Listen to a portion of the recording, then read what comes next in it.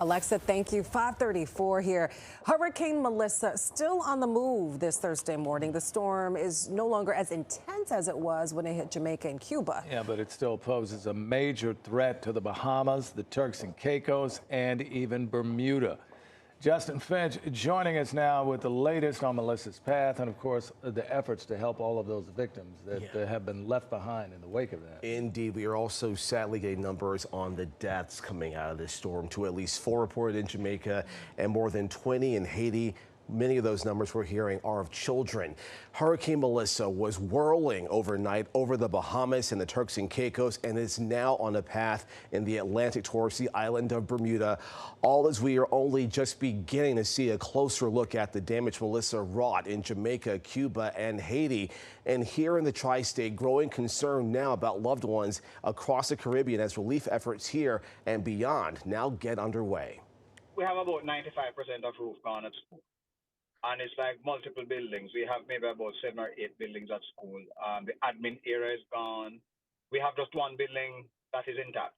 High school principal Vern Wright saying his school's rooftop, like many others in Jamaica's Martha Brace section off Jamaica's northwestern coast, is destroyed. Drone video from the island capturing the widespread destruction Hurricane Melissa left behind.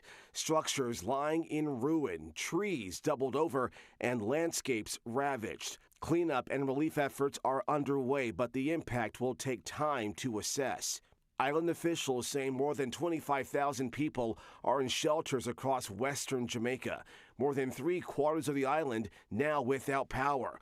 Melissa pummeled Jamaica as a record-breaking Category 5 storm before striking eastern Cuba at a lesser strength Cat 3. Cuba's disaster response team evacuated more than 700,000 people in Melissa's path, and there are early reports of scores of deaths in hard-hit Haiti. Parts of that island suffering disastrous flooding and stoking concerns of exacerbating poverty. Back in the tri-state, help is on the way. Colin Douglas, owner of the Bronx-based The Original Dumpling Shop, is now accepting Jamaica relief donations. We need zinc, we need canned goods, we need stuff for kids. There's schools down there that we have to help to repair. There's hospitals down there that we have to help to repair.